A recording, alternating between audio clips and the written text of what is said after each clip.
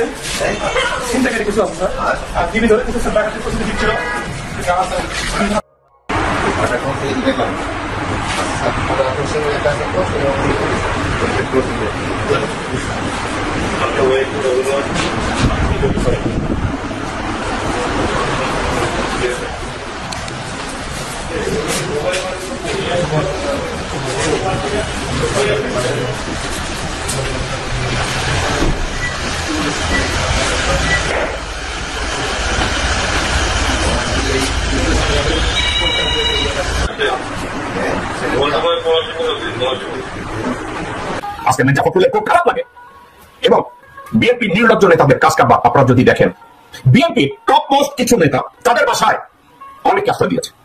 যে বিএনপির 7 থেকে 10 জন আমি ভারতীয় কুত্তা, আপনারা রাইট শুনেছেন, ভারতীয় সুবিধাভোগী কুত্তা, নারী কুত্তা, এই হারামজাদাদের বাসায় আছে।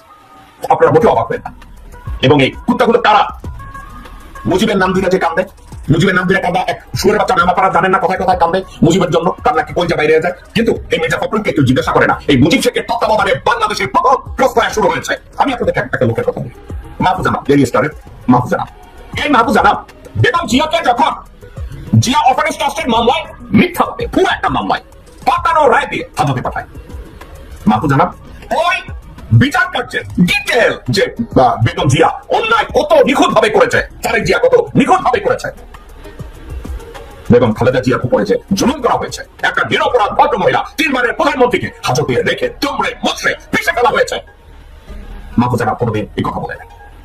মাহফুজ আনাম এবং প্রথম আলোর মতি এরা সবাই একত্র হয়ে তারেক জিয়ার ডাক নাম দিয়েছে খাম্বা, একত্র হয়ে তারেক জিয়াকে বিষদাকার করেছে, তারেক জিয়া চোদ্দ কুস্তি ধুয়ে দিয়েছে। এই মাহফুজ আনাম কথায় কথায় বলেছে তারেক জিয়ার এমন কোনো কোয়ালিটি নাই যে বাংলাদেশের লিডারশিপ আসতে পারে। এবং এই মাহফুজ আনাম বলেছে বেগম জিয়ার নেতৃত্বে বাংলাদেশে ভারতের সাথে প্রথম বিভিন্ন ধরনের চুক্তি হয়েছে, যে চুক্তিতে খালেদা জিয়ার সম্মতি ছিল। নির্দ্বিধায় তার ছেলেকে সে এতটা প্রশ্রয় দিয়েছে যে বাংলাদেশকে এক অভয়ারণ্য বানিয়েছে তারেক রহমান। কে বলেছে? মাহফুজ আনাম। কিন্তু মাহফুজ আনামকে কোনোদিন বলতে শোনা যায় নাই সজীব আহমেদ ওয়াজেদের অপরাধের ফেরিস্তে। আজকের এই কথাটাকে আমি কেন টানলাম? এদের তো কোনো ঈমান নাই, এদের কোনো চরিত্র নাই। আপনি তো আসিয়ার বোন, আপনি তো যেদিন ধর্ষণ হয়েছে আপনি তো এখানে ছিলেন না? যেদিন ধর্ষণ হয়েছে সেদিন নিয়ে আপনি কিছু কথা বলছেন টেলিভিশনের সামনে, আমরা দেখেছি, সারা বাংলাদেশের লোক দেখছে। তো আপনি বলছেন, একবার বলতেছেন যে আমি ওয়াশরুমে গেছিলাম এই সুযোগে ধর্ষণ হয়েছে, আপনি আরেকবার বলতেছেন যে রুম থেকে বের করে নিয়ে ধর্ষণ করছে, আপনি আরেকবার বলতেছেন যে ধর্ষণের সময় আমি ঘুমাইছিলাম, আমি কিছু ঠিক পাইনি। আসলে কোনটা সঠিক? আমি তো ওইটাই বলি না, আমি বলছিলাম আমি ঘুমাইছিলাম, যখন বাথরুমে উঠছি সেই সময় দেখি যে ওইখানে পড়ে রয়েছে। আপনি বলছেন যে সেহেরের পরে, আবার বলছেন রাত 2:30, এটা মানে টাইমটা আসলে মানে নগরদিক তো সিয়ারি খাই দুটের দিক, তারপরে কথা বলছি। আচ্ছা, আপনি একটু মানে প্রথম থেকে মানে রাত থেকে কি ঘটনা ঘটছে এটা আমাদেরকে বলেন তো। প্রথম রাত থেকে সব ঠিক ছিল, ঘুমাই গেছিলাম 8টার দিকে ঘুমাইছি আমি, আমার জামাই আর আমার বোন। আমার বোন হচ্ছে আমার পাশে ঘুমাইছিল। তা আমি জানতাম না যে ওর সাথে ওরম গেলেন।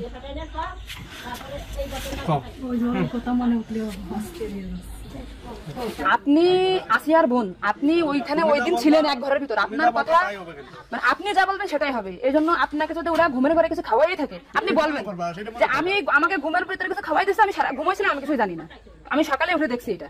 কিন্তু আপনি যদি বলেন যে রাত 2:30টার সময় হয়েছে, আমি তাহলে তো হবে না।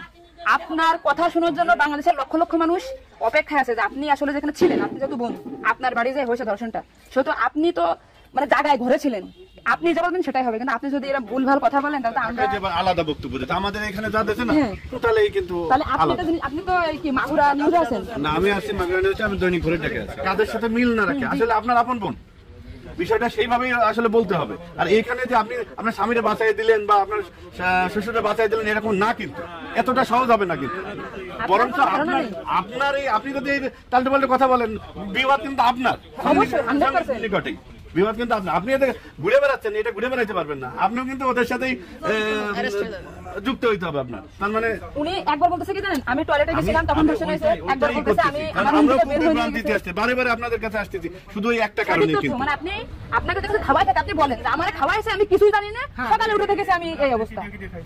কিন্তু আপনি যদি টাইম উল্টো পাল্টা বলেন তখন তো মনে করেন আমাদের বাংলাদেশের লোকের তো, আপনি সকালে আপনার ঘুম ভাঙছিল কয়টায়, মানে যখন আপনি দেখছেন আপনার বোন তখন কোথায় ছিল?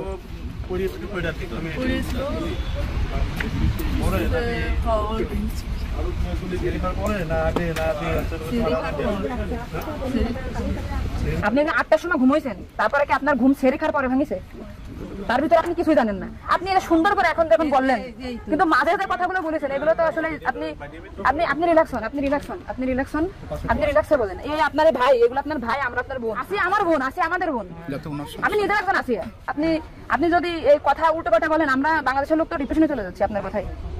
রাত্রে আপনার ঘুমের ওষুধ খাওয়াই দিছে, এই খাওয়াইছে আপনার কে মনে হয়, কে খাওয়াইছে আপনার ঘুমের ওষুধ? আপনার শ্বশুর না আপনার স্বামী না আপনার শাশুড়ি?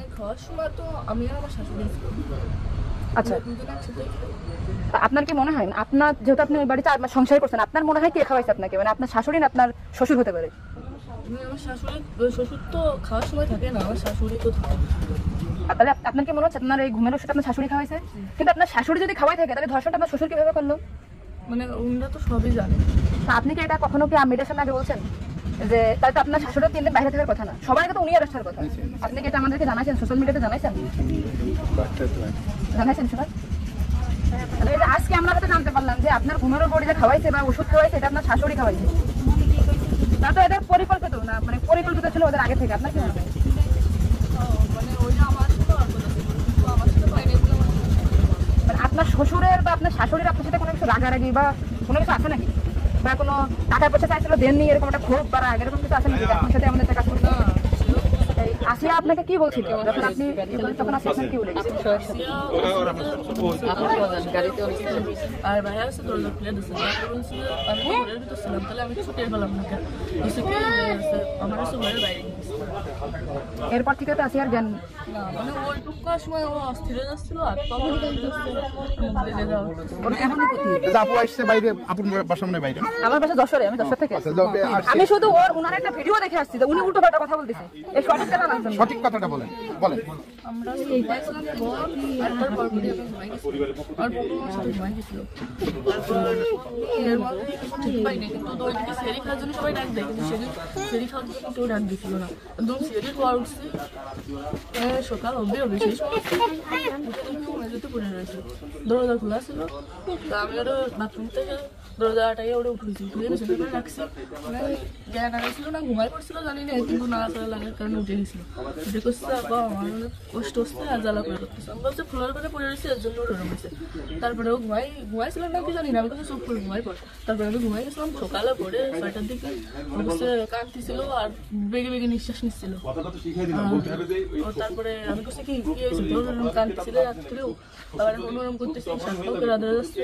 ও তারপরে করছে মানে তাহলে এরকম করছে আর ভাইয়া দরজা খুলে দিয়েছিল। তো আমি করছে আমার এই ঘরের ভিতরে আমি তো কিছু টের পেলাম না, আপনাকে একটা ছোট্ট প্রশ্ন করি, কিন্তু আপনি এর আগে টেলিভিশন থেকে আপনার ইন্টারভিউ নিয়েছে, আপনি বলছেন যে রাত 8 হয়েছে আনুমানিক, তারপরে এই হয়েছে, আপনি মানে এই মাঝের এই কথাগুলো আপনি জানেন না। সুন্দর, এখন আপনার কথা ভালো লাগছে, আপনাকে থ্যাংক ইউ। এই যে মাঝের যে কথা বললাম এগুলো আপনি কেন মানে ভয়ে বলছেন নাকি ওদের বাঁচানোর জন্য বলছেন? মানে কথাগুলো যে বলছেন এটা কি আপনাকে শিখাই দিয়েছেন নাকি আপনি নিজের থেকে বলছেন? তাহলে আপনি নিজের থেকে মাঝের যে কথাগুলো আপনি স্কিপ বলছেন এটা তো আপনার বলা কি অন্যায় হয়েছে? তাহলে আপনি নেক্সট টাইম মানে আমরা খুব মানে আমি আপনার ভিডিও 100 বার দেখেছি, 70টা জানা আজকে দেখেন আমি 10 থেকে আসছি, আপনাদের ওই বাড়ি গেছিলাম আমি, ঠিক আছে? সবকিছু উল্টো পাল্টে গেছে, এক কথায় মানুষ সবসময় বারবার জিজ্ঞাসা করে। আচ্ছা ঠিক আছে আপু, শোনা আপনি নেক্সট টাইম থেকে আপনি এই সঠিকটা মানে এই যে ঘুমাইছিলেন সকালে এটা হয়েছে আপনি এটা বলবেন, কিন্তু মাঝের কথাগুলো আপনার এক্সট্রা বলা দরকার নেই, বললে আমরা বিভ্রান্তি হয়ে যাই। এদিকে ভিন দেশ থেকে সরকার পরিবর্তনে প্রেসক্রিপশন আসছে, মন্তব্য উপদেষ্টা মাহফুজের। তথ্য উপদেষ্টা মাহফুজ আলম বলেছেন, এই সরকারের আমলে এক দেশকে গড়ে তোলার সুযোগ ও সক্ষমতা তৈরি হয়েছে বলেই ভিন দেশ থেকে দ্রুততার সঙ্গে সরকার পরিবর্তনের প্রেসক্রিপশন আসছে। কিন্তু নির্বাচন যথাসময়ে হবে এবং জুলাই সনদের ভিত্তিতে এদেশে নির্বাচনের আগেই রাষ্ট্র সংস্কারের দৃশ্যমান অগ্রগতি ঘটবে এবং খুনি, ধর্ষক ও লুটেরাদের বিচার হবে। গতকাল সোমবার দিবাগত রাত 3টার দিকে নিজের ভেরিফাইড ফেসবুক অ্যাকাউন্টে এক পোস্টে এসব কথা বলেন তিনি। পোস্টে মাহফুজ আলম বলেন, গতকাল মাননীয় প্রধান উপদেষ্টার সভাপতিত্বে একটি পর্যালোচনা সভায় নারী ও শিশুর বিরুদ্ধে নিপীড়ন ও সহিংসতা নিরোধে ব্যবস্থা গ্রহণ, নিষিদ্ধ সংগঠনের কার্যক্রমের বিরুদ্ধে কঠোর অবস্থান গ্রহণ ও সার্বিক আইন শৃঙ্খলা পরিস্থিতির উন্নতি নিয়ে আলোচনা হয়েছিল। তিনি বলেন, আমরা সংবাদ সম্মেলনে বলেছিলাম সরকার কঠোর অবস্থানে যাবে। গতকাল থেকে আজ পর্যন্ত বিভিন্ন জায়গায় অপরাধীদের গ্রেপ্তার চলমান এবং বিচারের কাজ দ্রুত ও সুষ্ঠু করার লক্ষ্যে ও সরকারও তৎপর। ছাত্র যুবকদের জন্য লক্ষাধিক চাকুরির ব্যবস্থা